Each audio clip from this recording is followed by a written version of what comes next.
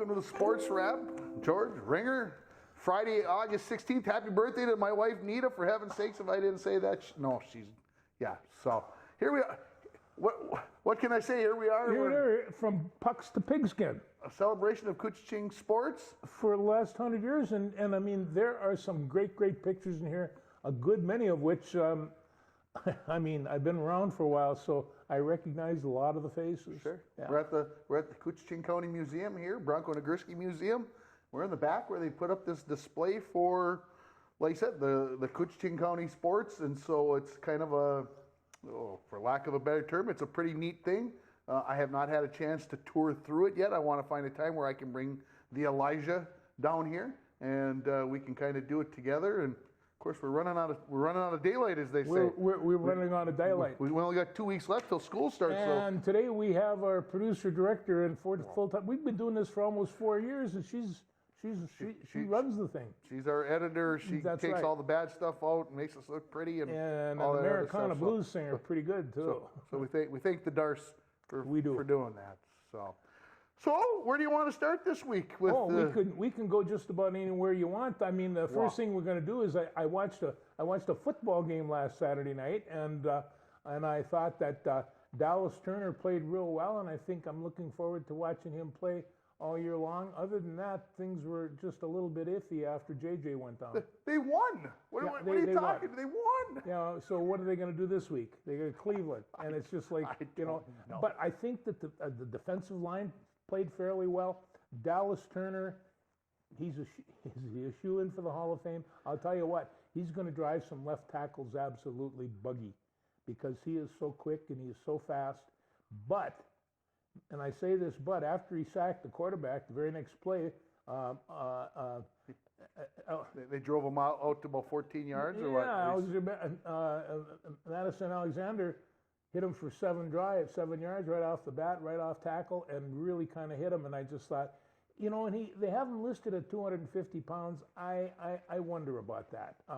These guys, he's 6'3", he's long and he's lean, but he's not real heavy. And when you start taking on those big old linemen, it's a little bit tougher.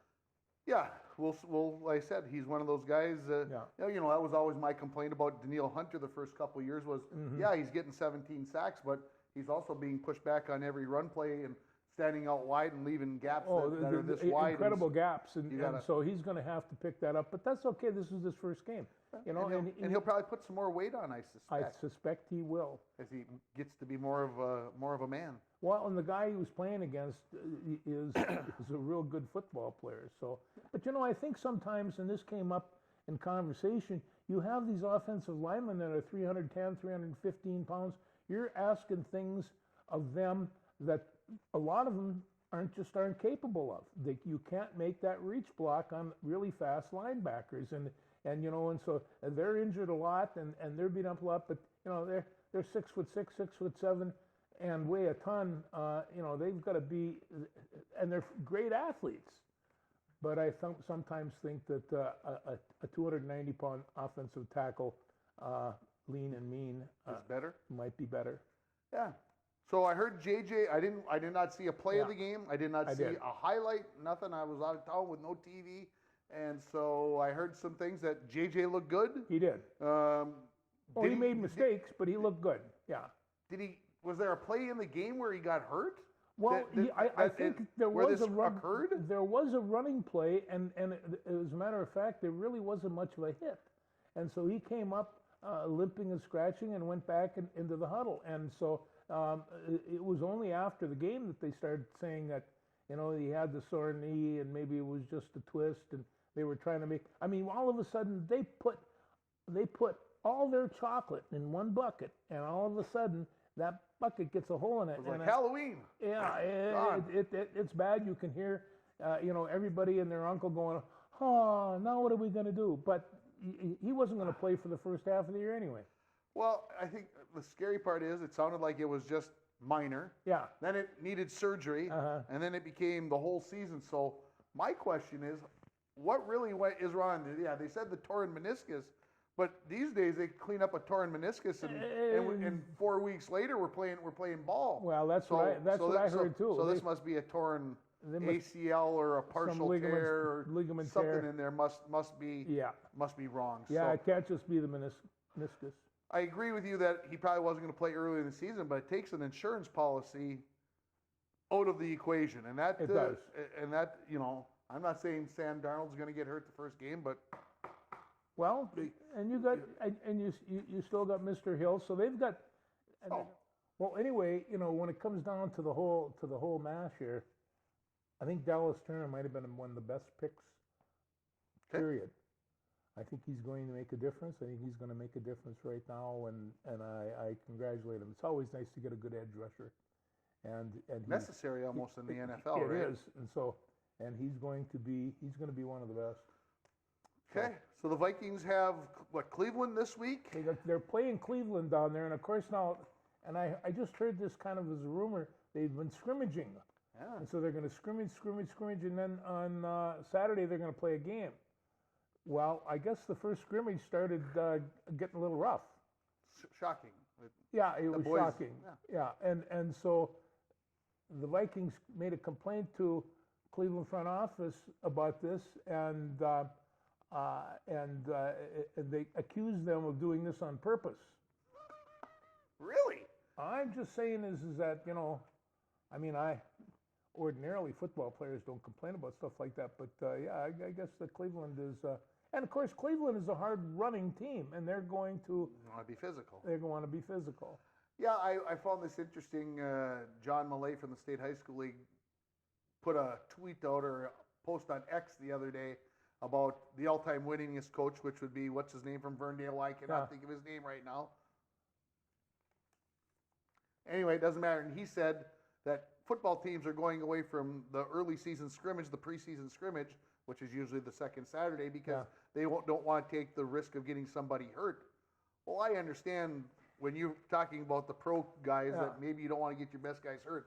But when you're 16, 17, 18 years old, you got to play. You need every rep you can get. Yeah, absolutely. And if you can go hit some other team rather than your own kids for a while, you need to go up against the best person on your team needs to go up against the best person from another team so that they can find out where they're at. And so I hate to say I was disappointed. That's not the right word. I guess I just feel like kids got to go play. And if they got a chance to go play against somebody, if you give up that scrimmage, are you also giving up a practice?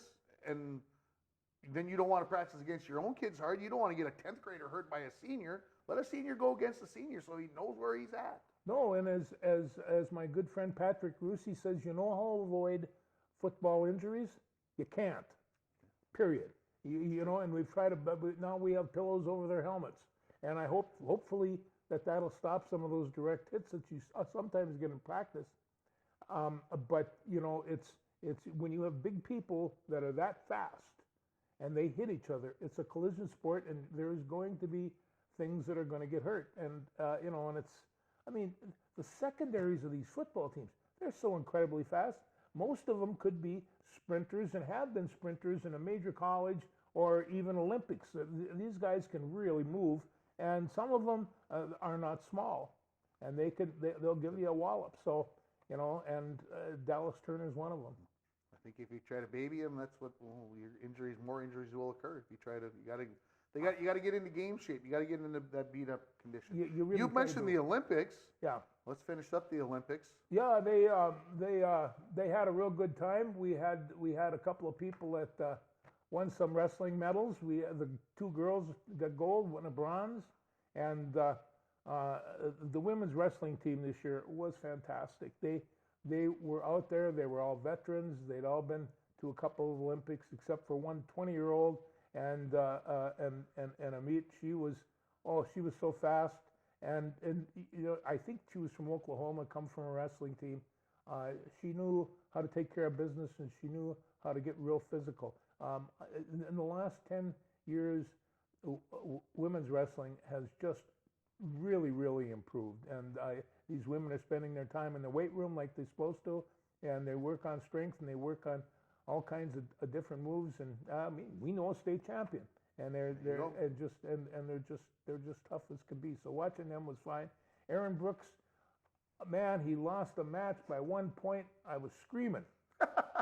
And I don't know was if I'll out in ever public. lose that video in my head Yeah, of you last Friday after we got done taping the show, watching you watch him lose in the final 2.5 seconds. Oh, it was just horrible. And I mean, I even that night, I'm sitting around, and Sue says sometimes, I sigh.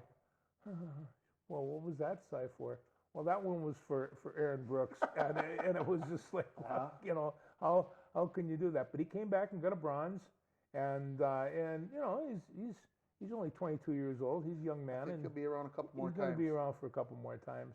And then, of course, Mr. Lopez from Cuba, Miero Lopez, 5 gold.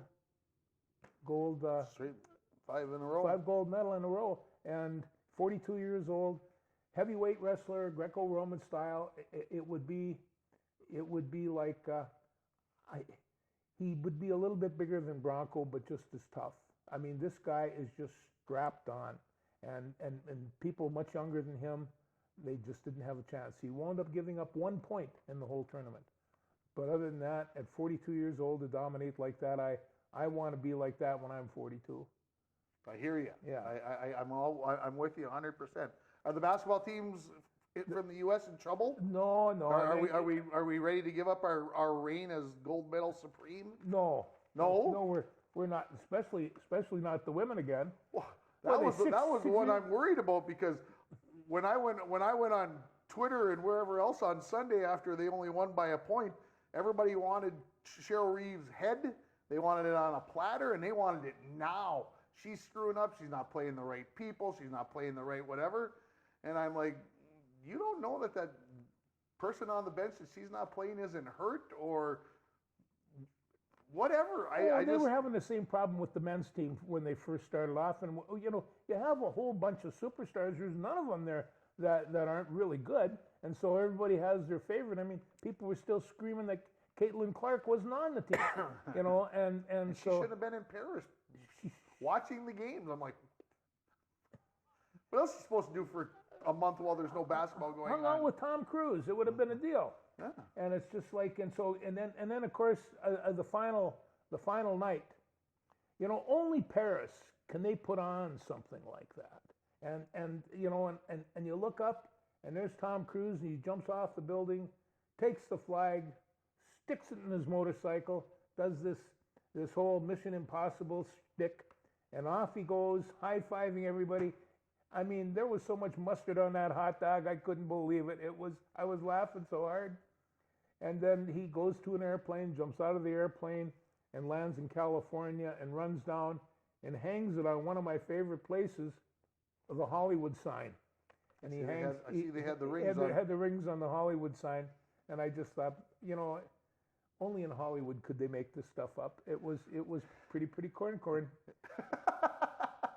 It definitely is a production, and of course, like you said, it's coming to Hollywood, coming to LA in 4 years. Can you hardly wait to see what that looks like? That's going to be. I did hear that they are seriously consider removing break dancing from the Olympics for the 2028 Olympics. I watched it a couple times. They want out, but there's 5 new ones coming in: lacrosse, flag football, baseball and softball are coming back. That's one. Those are combined. Oh boy! I missed the baseball tournament. Yeah, there wasn't one. You know, and I feel real bad about that. If it's coming to America, you got to have baseball and softball. On the other hand, we got some pretty good track stars in this country, and it's just like they nipped and tucked and squeezed it, but they walked off with some medals. And I mean, I'm thinking like Hawker. The 25 track events, they said America took home 11 golds out of the 25. I thought that's incredible. Yeah, it is. Add what, 2 or 3 more in the field events. It was absolutely crazy. And they were all talking about that at the trials, saying, "Here, this is what it's going to be," and go on with that. So I've never seen a relay team win by as much as the 4x400 women did. Wasn't that something? It was incredible. Yeah. Or the 4x400 swimming medley.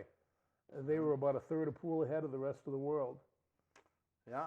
So great Olympics. I was going to mention diving. There's 8 events. Yes. China won all 8. Yeah. No, they were really good. Come on, world. We got to make it competitive for them. We got to make them. The only one that made them sweat was their own teammate. Yeah, they were all pretty good. So they took the bronze medal away from Jordan Childs. Yeah, they did, and maybe that had to be, but they could have done it a whole lot better. And this wound up being. Did you hear what the final straw that broke the camel's back? You have 1 minute to make your protest. protest. They made it in 1 minute and 4 seconds. Yeah, they didn't make it in time. And so it really didn't matter whether she won or lost. It was the protest. Yep. Yeah, that's what we call sport. Anyway. Yeah. I feel bad for Jordan Childs. I feel good for the other woman. I feel 4 seconds. For somebody to be watching the score and realize that they missed something. That takes some time to digest. 60 seconds seems very short. Well, I'll tell you what, Jordan Childs really topped off an incredible gymnastics team, and they did quite well. Although by the end I think they were pretty tired, and they started slipping and sliding and things such as that. But boy, at the top end, they were pretty good. What really amazes me are those floor exercises and how high they can get in the air doing those spins. I mean, 12, 13 feet. I don't know why they don't become high jumpers and just be done with that. Well, speaking of high jumping, they had the American yes. and the guy from New Zealand at 8.9 and a quarter, and they both couldn't quite make it. They were tied, so then they had to start working their way back down to get the winner, and finally the American took the gold. He missed, but I'm just like, wow, 8, 9, think about that, almost 9 feet going over the top of the bar, almost 9 feet. That's nuts. Oh, I remember when 6 feet was a pretty good jump. And then 6 feet still is a good jump. And then 7 feet, and then 7 feet, almost 9 feet. Almost 9 feet. That's a pretty good leap. And of course, we talked about the pole vault and the whole 9 yards last week. And good now, Louisiana boys. I see that the pole vault champion from Sweden, Mondo, technically from Louisiana, but from Sweden, we'll just go there. He is going to take on the 400-meter runner from Norway. They're going to race in a 100-meter dash on like September 4th. I suppose they're going to make money and give it to a charity or something. It's like, you win the 100-meter dash and then you got to go out and run against a horse, right? Well, when did you see all these Norwegians get so fast? I mean, it's just like well, it's because you were there. You gave them all that extra juice when you were in Norway in June. So. The only thing I got out of there was a lot of brown cheese, but it's excellent. Anyway. There you go. What do you got next on the... I'm just going to drop this in for a second, but I got a friend of mine, I've mentioned him, he's down at Chaskaway, and he was just bubbly, and he called me twice for this, and he says, they have the U.S. Amateur going on in Hazelton. Oh, yeah. And so he says, here, I want you to watch for these kids because, I coached them in 9th grade, and so he goes through, and so that's going to be on this evening or this afternoon on the Golf Channel, and I'm going to try to flip it off and see if I can watch some of that. Hazelton is big time to all those boys in Chaska, all these football players that couldn't hit a golf ball. But I think the amateur was at Hazelton in 08, and then the PGA was there in 09. I had tickets both years, got to be very familiar with the course at Hazelton. Wish I'd have had time to be able to go down and watch these kids. I call them, they're not really kids. Well, some of them are kids. Some are kids. But some are in their 20s. And flip on the TV, see some good golf. Those kids can really play. This is the kid that's leading it right now is a guy named Noah Kent. Okay. And he golfs for the Iowa Hawkeyes. His father designs golf courses, and he designed a golf course for John Cook, and another champion, John Harris, the Gopher hockey player and golfer once upon a time, is a member of that course as well. So this guy designs golf courses. I think this kid would have no choice but to be a golf champion. He was born and raised there. I was going to say, so he's that's where it spent happened. plenty of time there, so I'm sure he's got it all figured out. Anyway, I think this, they've had the pros and all the rest of that. I think this amateur thing is kind of a celebration down there, and they have a real good time, and they have a fine tournament. So well, and they got to keep it in shape. Every time you bring one of those big events in, like the Ryder Cup or the U.S. Open or something along that line, they always have their little nips and tucks and lengthenings of the courses. And they do. I'm sure if I went down there now, I may not recognize a few of the holes just because they've been changed. Trees have been removed, or trees have been added, or They the could tee come up, box they has could been come moved up here back and do 40 that for yards. us. That would be great. Yeah. Love to get that golf course going. Eli and I actually went golfing yesterday morning in the rain, and he actually got a true double bogey. I'm going to throw that out there as a 9-year-old on a par 3. Hit one up short of the little water in front, then up onto the green, and he 3-putted from about 80 feet. Double bogey, did great. So he got better and better as the day went on. Despite we got to the 9th tee and it was raining and it was cold and the hairs on his arm were sticking straight up in the air. He was freezing to death, but he wouldn't complain that he was cold. It reminds me of Caddyshack in the rain. It was kind of it was a little bit like that. Yeah, a little bit like that. So let's talk about your twins. Byron Buxton, Carlos Correa, Brooks Lee, Joe Ryan. Am I hitting some nerves here? You didn't even mention Chris Paddock. And not to mention Chris Paddock. And whoever, yeah. Royce Lewis is back, never mind. So, well, yeah, now you just jinxed him. He's going to get hurt this weekend. Again. Way to go, George. Yeah, so, but I think of all of those, and Buxton's on in the 10-day hip thing. And Carlos Correa, this is this plantinitis or whatever it is, and they don't know. He's been out for a month. No, is this a kind of an injury that you just have to take time and just wait it out? Plantar fasciitis is just one of those things that is painful as heck, and he had it last year and tried to play through it. And this year, I think they're hoping that they can rest him, and he'll be, when he comes back. And we've been talking about this. He's coming back. He's going to come back. It was 10 days, and then it was going to be, well, let's make it 2 weeks. Well, let's make it 20 days. Well, now we're into the 35-day area with the All-Star break and everything in there. Because remember, this started before the All-Star break. He was an All-Star and did not go play. So you got to go all the way back to there. And yeah, he would be a big help. The problem they have, like even with Brooks Lee, they have to move Castro in to come in and play in the infield, and they've got nobody in center field to take Buxton's spot. So they're bringing over Eduardo Julian to work the infield, and then Castro can go back out in center field. Eduardo, we had such hope for him at this time last year. We did. And now we're thinking he may not. Yeah, how times have changed. Hey, there's a difference between hope and strategy. We got to work some strategy on this kid. Anyway, in spite of all this bad news, they're only 4 games out. But they were only 3.5 games out last week when we started this conversation. Cleveland got hot. What can you say? When we swept that doubleheader on Friday, I'm like, we're within a game and a half, right? Or half a game, or whatever it was. And I'm like, all right, we got this cat by the tail. We're going to wing it around. We're going to take care of business. Yeah, there ain't no waving the cat till mid-September on this team. Then we let him off the hook. We had him by the short. Anyway, so. Anyway, and then so we're talking about pitchers. A pitcher right now has to have 5 or 6 pitches. Now they have a sweeper. A sweeper is a wide slider. And I just thought, where do they come up with these names, and is it a different pitch? And they're saying, everybody knows how to get good rotation on a ball and doing all the rest of that. And now a pitcher can throw a slider at 97 miles an hour. How does the hitter even come close to hitting that thing? Luck. Yeah, it is luck. It's just, Some of it is. Did you see the home run that Bobby Wood Jr. hit the other night or the other day against the Twins? Yeah.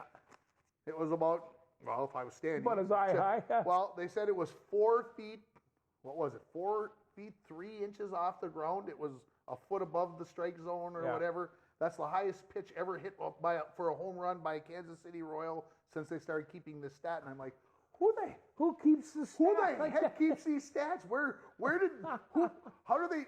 Anyway, just I'm watching ESPN the other night, which I don't do very often anymore because it's all junk that they have on there. It's all whatever. But anyway, they were actually showing highlights of games, and I'm like, I got to stop and watch for a second. It's like there's actual highlights, which is what SportsCenter used to be, folks. In case you're only 20 years old and you don't know this, SportsCenter used to be highlights. They didn't give you 3 seconds of highlights and then 47 minutes on a story about why this player's mom. Let me tell you about Mr. Witt. His father was a pitcher for, I think, Cleveland. And they said, well, what kind of, was he a control pitcher? No. And so they went through his records, and he did go a couple of seasons, but one season he had like 27 pass balls. He had, he set records that were just incredible for walks and for hit batters and that kind of stuff. and the strikeouts. Of course, who's going to sit in there and get dinged by this guy? So you take a wild swing, go sit down. There you go. That's so anyway. He comes from a legacy, but I think he is right now one of the most exciting ball players in the division. Yeah, Sports Center was showing after he hit the home run. They were talking about it. There's only been five they had listed baseball players who have ever hit 340 or hit 340, hit 25 home runs, stole 25 bases, and had over 100 RBIs. And he has all of those except for the home runs. He's only got 24. But right now he's batting 345. Think about this. When's the last time somebody batted 345 who isn't named Luis Arraez? No, and that's really hard to do right now. It's hard to do because everybody's swinging for the fences. But Mookie Betts was on that list, and so anyway, it's a very very tight list. Yeah. How about the judge? How about the judge hitting his 300th home run in only 900 and what was it, 55 or 56 or 57, somewhere in the 950s, and that was over 100 games faster than anybody else ever. Now you brought up the judge. Yeah. Okay. So here's the deal. He just before he hits the 300th home run, maybe the day before or in the same game, he hit a fly ball to wherever they were playing, Chicago, maybe. Anyway, he hit a fly ball to right field, and the right fielder, 20 feet in front of the fence, out in front of the warning track, catches it. And they said, in every stadium except for Yankee Stadium, it was an out. At Yankee Stadium, it would have been a home run. It's a home run, and they've been doing that. That's how they built that stadium. That's what they did it for. The Yankees are a bunch of putzes, bunch of playing a little league field for heaven's sakes, and then have all these home run records. I don't know if we have to worry too much about them because the Orioles are hot and they're beating up Boston as we speak, and the Red Sox are just they're not liking this. But that's the way it goes. I'm kind of pulled for the Orioles. We should make sure that we understand that Cleveland has the best record in baseball. They do. Last time I checked, they have the best record in baseball. Yeah. And the Twins are only 4 games out. They are. So, I mean, they're in the run for a playoff. Oh, absolutely. Yeah. People are panicking about the Twins. Oh, are they going to make the playoffs? Blah, blah, blah. No, at this time, the only reason I even bring it up is it seems like we bring it up every time this year. Cleveland's out of their mind. Yeah, that's what everybody goes out of their mind. Because they got the best record in baseball, right? Yeah. So, the Little League World Series started this week. It did. I haven't seen any games, but I saw a couple of playoff games before. I was sitting at home before we came over here this afternoon I was eating lunch, and I'm like, all right, what's on? I should probably see what's on ESPN just to, whatever. Yeah. And otherwise, it was Venezuela playing Mexico. And there was actually seats available out in the outfield. It seems like every time you turn the TV on and you watch it, there's no seats available. So some year maybe back out to Williamsport to watch the Little League, just to say you were there, Well, kind of that bucket list. Did you go one year? Have never been to Williamsport. Drove by it, but it didn't. Wasn't the Little League World Series wasn't going on. We went to Cooperstown, Anna and I, for the craziness. Yeah, there's some stuff going on there. Wyatt Ulrich. How's he doing? Well, he set the franchise for the Sioux Falls Canaries. He set the stolen base record the other day. All right. So he's got, as of that time, he stole the 77th base, which was a new Sioux Falls Canaries record. This is one of the things about Wyatt. He's such a good athlete that he can hurt you in a half a dozen ways. And I know that this weekend they're having the taco and tequila games down there. Because we got this message indirectly from somebody else, and tacos and tequilas this weekend. Where's that? Sioux Falls. Well, I know where that's at. That's good. That's at the Canaries game. And you know what the Canaries cheer is? Chirp, chirp, chirp, chirp. It is. Honestly, that's the cheer. So chirp, chirp, Canaries. Let's go get them. Last week was a kind of a big weekend. There was I'll use the word plethora of Wyatt Ulrich fans. If you go onto Facebook, he had quite the crowd last week. So he seemed to be enjoying it. Who wouldn't? If you had 25, 30 people come watch you play, if we had 25 or 30 people come watch you here, heck, you had 4 or 5 from Boston and Oregon the last few weeks, and you were bursting with pride. Just think if they drove all the way to Sioux Falls to watch. I feel bad we didn't ask the kids who their favorite baseball team was, but no, we weren't gonna let them. We're not gonna let them come on and say those 3 words. No. Let's wrap this up and show some pictures on the wall. Wow, I don't even know where to begin. Well, let's just take a look here, because there's some things we could start right there. You know what that is up there? That's Dean Blaze's hockey stick. How the heck do you know that? Oh, because there's a little tag over there. Oh. And it's just like, but let's just see if we can take a little cruise around. Because I'm looking at Les Hamalainen over there, and he's got it. We could have his picture up there, and that's Tom Bergstead and a couple of these guys. Yeah, here's the baseball. Here's the old Mando baseball field, right? 1946. That's over by your house. It was, and all the kids. They used to have, they come up here with a press box. Okay. And they had a press box up in here. This might even be an older one from that, but we would climb up there and crawl down a walkway and literally had to crawl. And you had this beautiful view of just a beautiful town ball field. But this little shaggy, look at this. Yeah, I was going to say, the grass is a little shaggy there. But 1946, and of course, that field was over by where the West Falls apartments are, right? That's right, that's it. So, yeah, here's, as you were talking about, Les Hamalainen. I didn't know. Les Hamalainen and Tom Bergstead. Tom Bergstead was one of the great coaches in Broncos.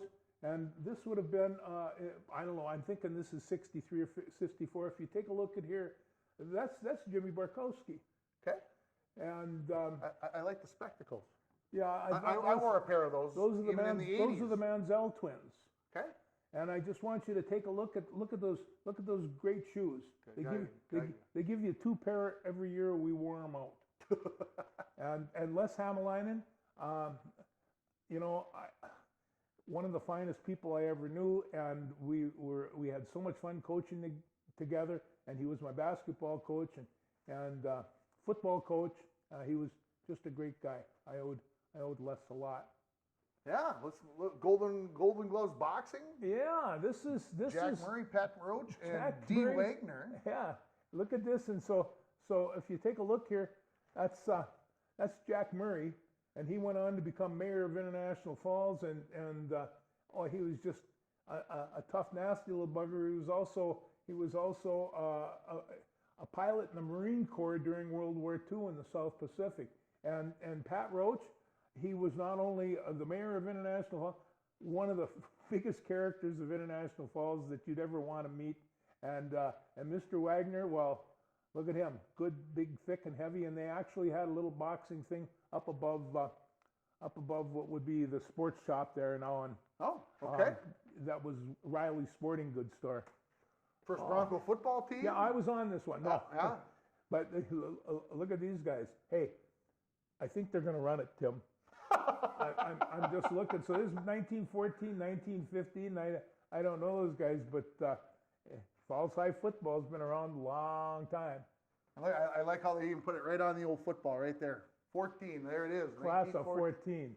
Yeah. Oh. So, yeah, here we got Little Fork Big Falls basketball. Well, this is Rockstead was not only a great coach for a long time, and that's John Olson and Tim Smart, but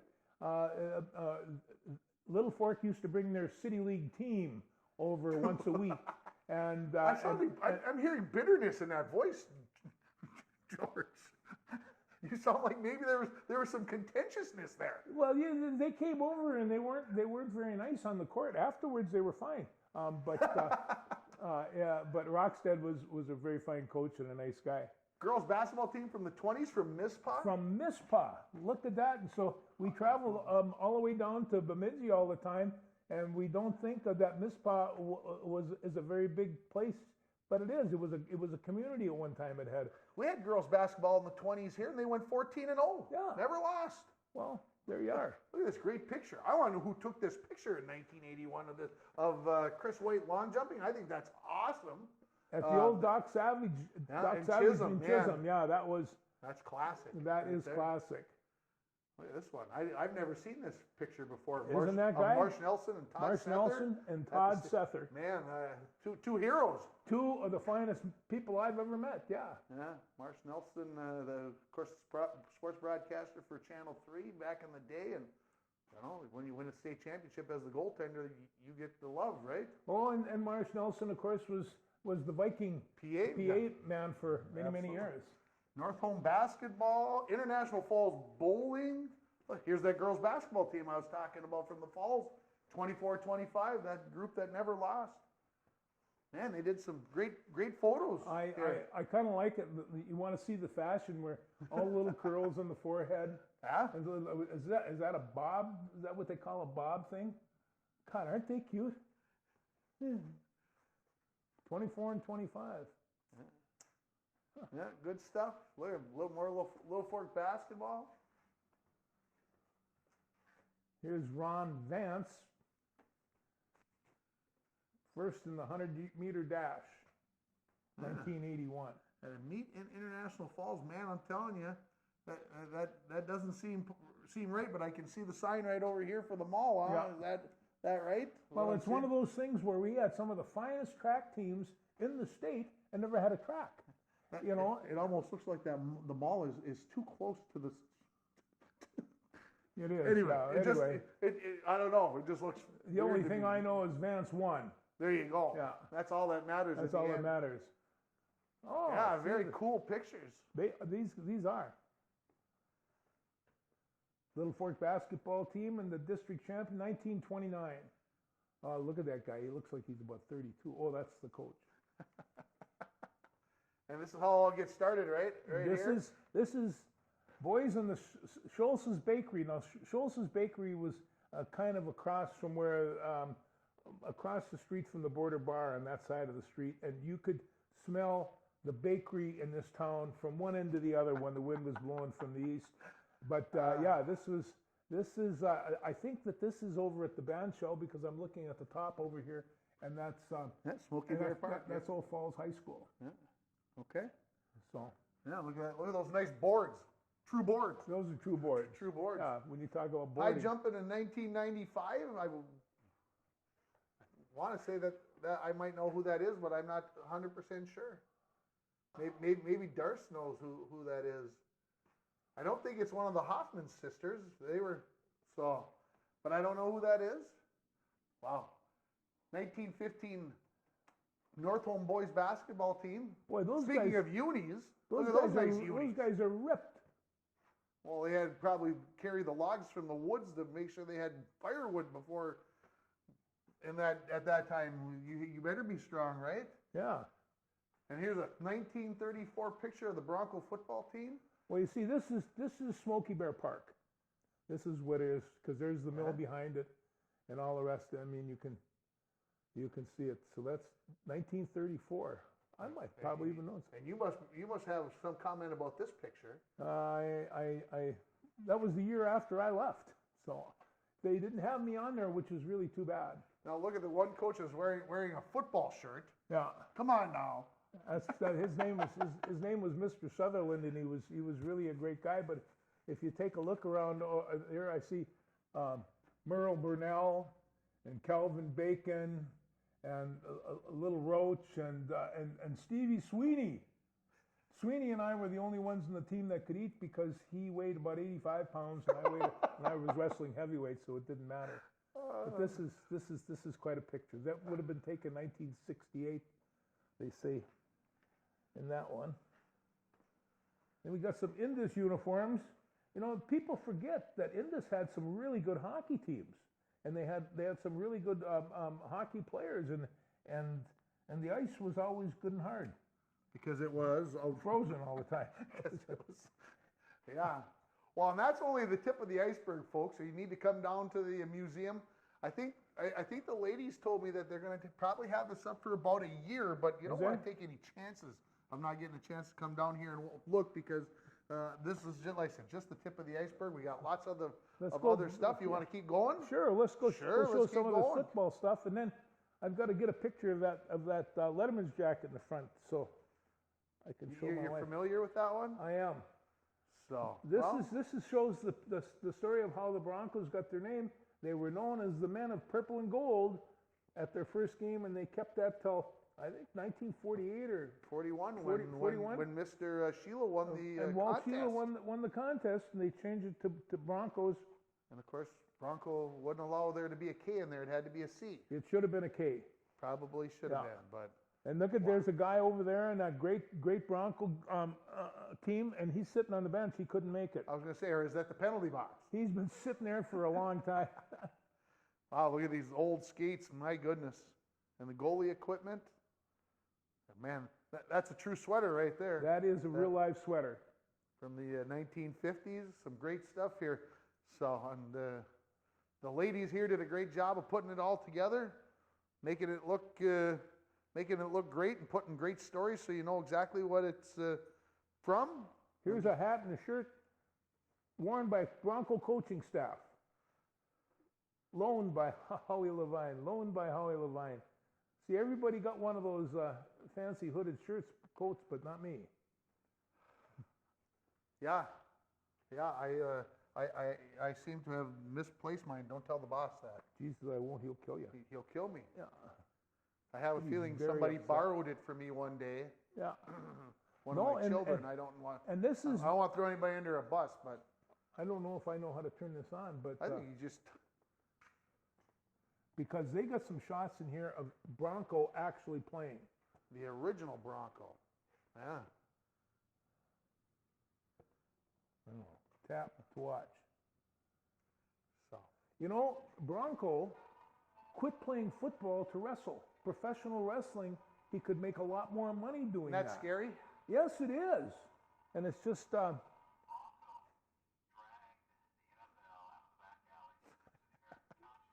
There you Yeah.